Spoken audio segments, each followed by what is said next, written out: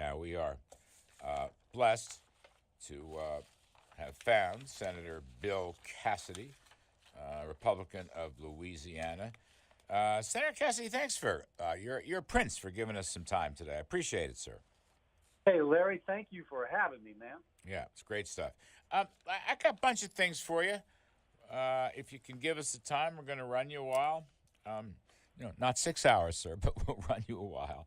And let me just a political question right at the top. I'm arguing, as are others, that the Mueller indictment of all these Russians who were interfering in our campaigns going back to 2014 and impaneling about a grand jury, indicting it. Rosenstein, the deputy AG, comes out with this whole statement yesterday, quite interesting, basically saying there are no Americans involved here. There was this massive Russian network of, disinformation and interference and whatnot. And also the Russian network continued to try to discredit Trump. To me, Senator, this supports Trump's view, long-held view, that his critics and enemies are wrong. There was no collusion between him and Russia. The problem here is not Trump. The problem is Putin in Russia. So I think this really enhances Trump's credibility. But you tell me, what's your take, sir? I totally agree with you, obviously with the caveat that final report has not been made.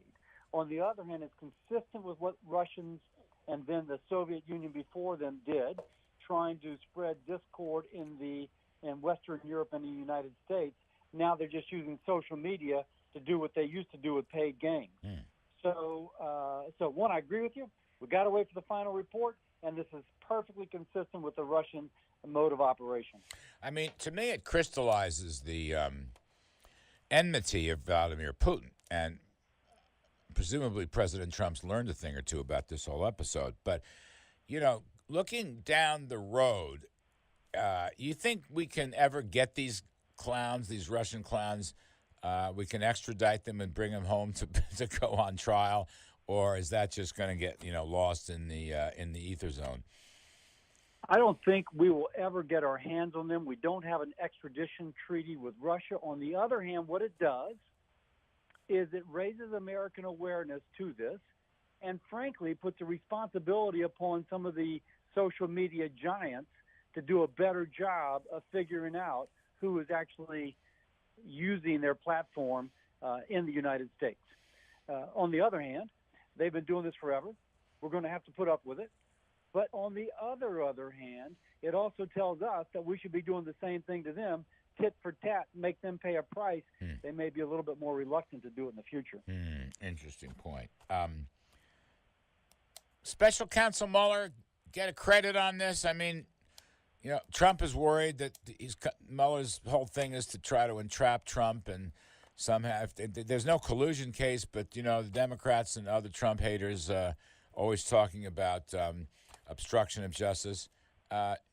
So Mueller, in a way, I think, sir, I'll get your take on this, is proving to be more constructive than we might have thought. Until we see the final report, we don't know. But this is a heck of a lot better than reading text messages between members of his team, two FBI agents who hate Trump and are expressing it in text messages. This actually begins to be consistent with what we know and shed light upon that which we don't know. For example, Larry, there's a 2015 New York Times article about how these same Russian trolls, Louisiana, my state, and came up with fake news in a fake news program about a petrochemical or refinery blowing up, including phone calls to people in the area and fake newscasts. So this is consistent with what they've been doing, shed lights upon what they've been recently doing. It does help restore some of Mueller's credibility. We'd like to see the final report. All right, I got you. Thank you for that. Now, one other political question here. All the polls are rising now for President Trump. His own approval ratings are rising. In fact, he's almost dead even now, 50-50 or whatever it is, 46-46 on his own approval. His economic approval, Senator Bill Cassidy, is rising a lot. Now, he's in the 50s on that. Suburban women look to be coming home because of the, growing prosperity. And I just want to ask you, from your perspective, you're a leading senator and you're from the South and so forth, but Democrats could be being set up for a pretty rude awakening in the midterm elections because I frankly, other than that we hate Trump, I don't know what their platform is. And meanwhile, Trump's economic growth platform is succeeding. What do you think? Is it people too low on the GOP may pull a rabbit out of the hat or, an even worse cliche, claim victory from the jaws of defeat? I think that both Trump, everything that the left is saying about Trump on his economic and even foreign policy is proving to be to the Americans' liking. So I had a Democrat tell me recently that if all Republicans do is run on the economic growth occurring since he became president and the bigger paychecks of the American citizen, Democrats are going to have a hard time with it. Republicans' better chance of winning. And I would just say, when you walk into the voting booth in 2018, ask yourself a question. Are you better off now than you were 4 years ago or 2 years ago?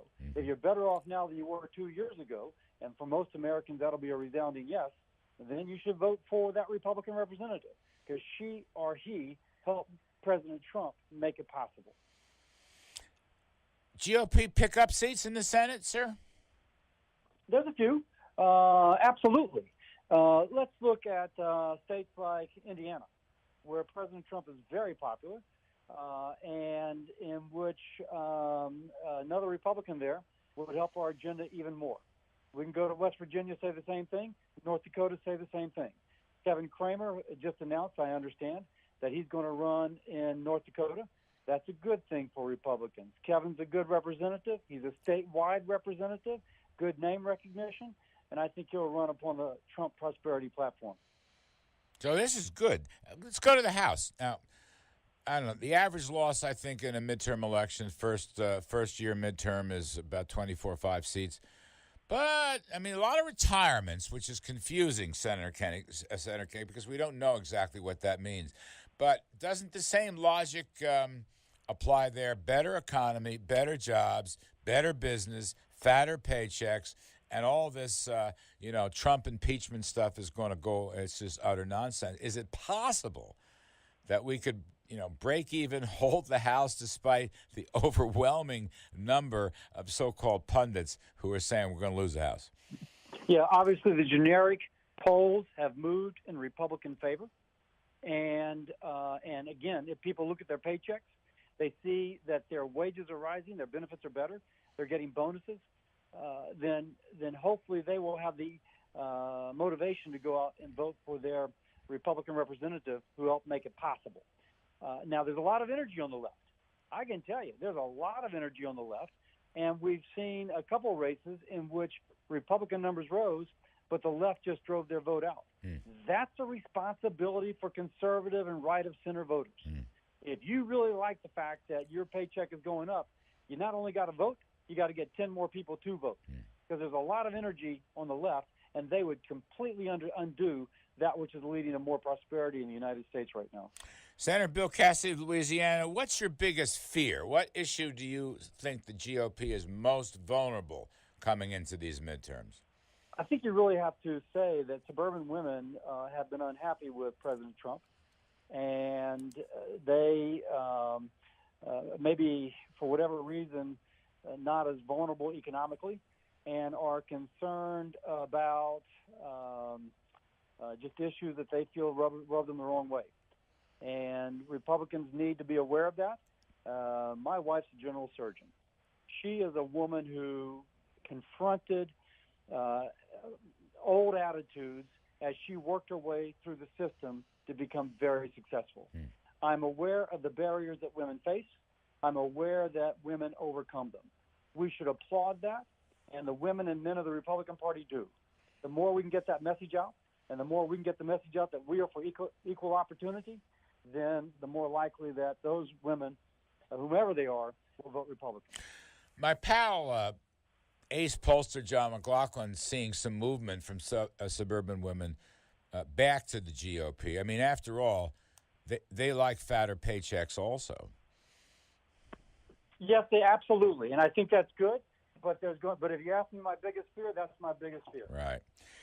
Let's shift gears a little bit, Senator Bill Cassidy, Louisiana, and talk about immigration. A lot of votes failed this past week. It is a big issue. It's a front page issue. Senator Trump has his key bullets that can't seem to get a compromise. I think you're involved to some extent in this immigration debate. How do you see it, sir, right now? What's the outlook for immigration reform, DACA, and security and so forth?